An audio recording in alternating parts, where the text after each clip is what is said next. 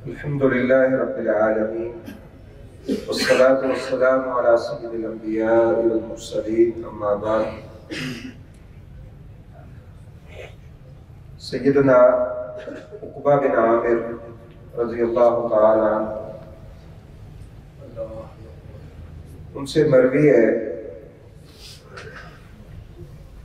انہوں نے رسول اکرم صلی اللہ علیہ وسلم سے عرض کیا من نجات یا رسول اللہ، اللہ کے رسول نجات کیسے ممکن ہے؟ ایک روایت میں عمل خلاص ہو من عذاب اللہ، اللہ کے عذاب سے خلاصی پانا، اللہ کے عذاب سے بچنا، یہ کیسے ممکن ہے؟ نجات وہ خوبصورت لفظ ہے جس کے ہم سب متمنی ہیں۔ ہر شخص یہ چاہتا ہے وہ دنیا میں بھی پریشانیوں سے، مشکلات سے نجات پا جائے، آخرت میں بھی اللہ کے عذاب اور اللہ کی پکڑ سے نجات مل جائے۔ لیکن ہمارا حال جو ہے وہ یہ ہے کہ ترجو النجات ولم تسلک مسالکہا فإن السفینۃ لا تجری علی الیبس، کہ نجات کے طلبگار تو ہیں لیکن ان رستوں پہ نہیں چلتے جو نجات دینے والے رستے ہیں۔ یاد رکھیں کشتیاں کبھی صحراؤں میں نہیں چلتی ہیں، کشتیاں ہمیشہ پانی کے اندر، دریاؤں کے اندر اور سمندر کے اندر چلتی ہیں۔ میں اور آپ یقیناً نجات کے متلاشی ہیں، لیکن ہمیں ان رستوں کو بھی اختیار کرنا چاہیے جو نجات کی راہیں ہیں۔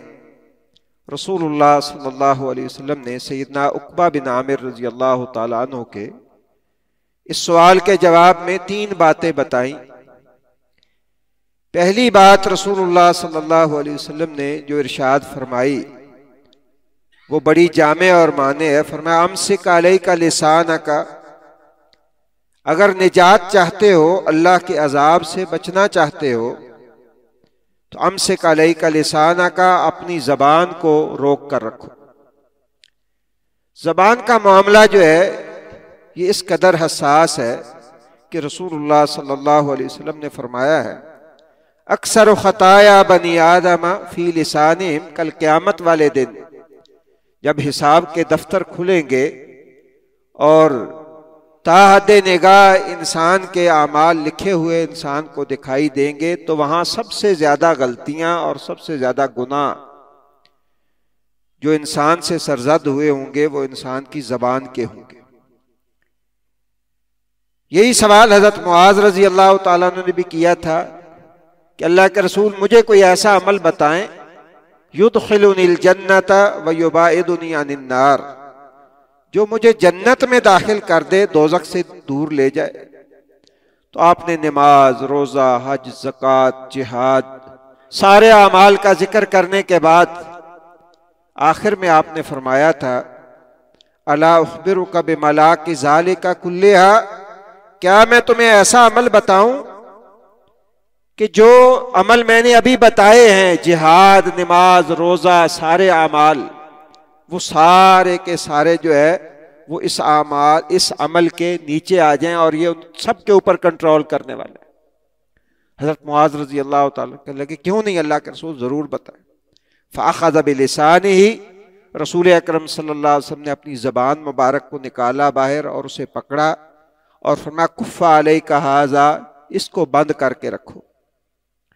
حضرت معاذ رضی اللہ تعالیٰ عنہ پریشان ہو گئے، کہاں نماز، کہاں جہاد جیسا عمل اور کہاں ایک چھوٹی سی زبان کا معاملہ۔ فرمایا اللہ کے رسول میرا ایک سوال ہے، کیا اللہ ہمیں اس زبان کی وجہ سے بھی پکڑ لے گا قیامت والے دن؟ رسول اللہ صلی اللہ علیہ وسلم نے فرمایا معاذ تیری ماں تمہیں گم پائے، هل يكب الناس على وجوههم الا حصائد السنتهم، لوگوں کو جو چیز جہنم میں اونھے منہ لٹکائے گی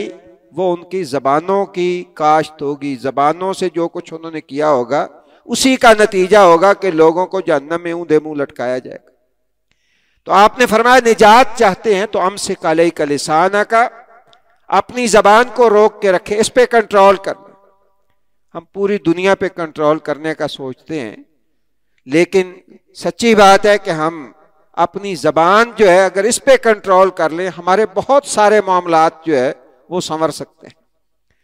اور دوسری بات رسول اللہ صلی اللہ علیہ وسلم نے فرمائی، وَلْيَسَعْكَ بَيْتُكَ، تیرا گھر تجھے وسیع ہونا چاہیے، تیرا گھر تجھے کافی ہونا چاہیے۔ اسلام جو ہے اس میں رہبانیت نہیں ہے کہ لوگوں کو چھوڑ کر انسان جو ہے وہ الگ تھلگ ہو جائے، لیکن جب انسان سمجھے کہ لوگوں کے ساتھ بیٹھنا، لوگوں کے ساتھ ان کی مجلسوں میں جا کے جو ہے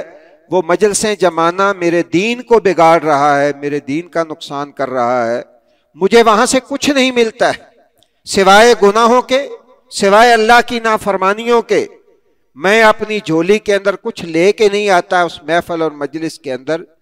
وہ دوستوں کی مجلس ہو یا غیروں کی مجلس ہو، ایسی مجلس سے کنارہ کشی جو ہے یہ بہت ضروری ہے، خصوصاً آج کے پرفتن دور میں۔ تو اس کی اہمیت اور بھی زیادہ بڑھ جاتی ہے کہ جب سوائے غیبتوں کے،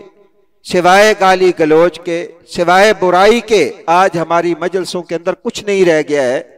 وہ دیندار لوگوں کی مجلسیں ہوں، وہ دنیا داروں کی مجلسیں ہوں، وہ بھری ہوئی ہیں غیبتوں سے، بہتانوں سے اور ایک دوسرے کے اوپر کیچڑ اچھالنے سے۔ اگر یہ نکال دیا جائے ہماری محفلوں اور مجلسوں میں تو سوائے خاموشی کے اور کچھ نہ بچے۔ تو آپ نے فرمایا کہ وَلْيَسَعْكَ بَيْتُكَ، تیرا گھر تجھے کافی ہونا چاہیے۔ اور تیسری بات، انسان تو انسان ہے، وہ تنہائیوں میں چلا جائے، وہ گھر میں بند ہو جائے یا زبان کو تالا لگا لے، پھر بھی گناہوں کا سرزد ہونا وہ اس سے ممکن ہے، اور اس کا جو خوبصورت طریقہ ہے ان کو ختم کرنے کا وہ اللہ کی دی ہوئی ان آنکھوں سے آنسو ہیں۔ فرمایا وَبْكِ عَلَىٰ خَطِيئَتِكَ، اپنی خطاؤں پہ رویا کر، اپنی خطاؤں پہ آنسو بہایا کر، اللہ رب العزت جو ہے وہ تجھے نجات کے رستے پہ چلا دے گا۔ قابل احترام بزرگوں، بھائیوں، ہم سارے نجات کے رستے کے متلاشی ضرور ہیں، لیکن اس کے لیے ہمیں ان راہوں پہ بھی چلنا چاہیے جو راہیں اللہ کے رسول صلی اللہ علیہ وسلم نے بتائی ہیں۔ اللہ کرے ہم سارے ان رستوں کے اوپر چلے اور اللہ ہمیں دنیا کے فتنوں سے بھی اور آخرت کے عذاب سے بھی نجات عطا فرمائے۔ اقول قولی ھذا واستغفر اللہ لی ولکم ولسائر المسلمین۔ سبحانک اللہم وبحمدک، اشہد ان لا الہ الا انت، استغفرک واتوب الیک۔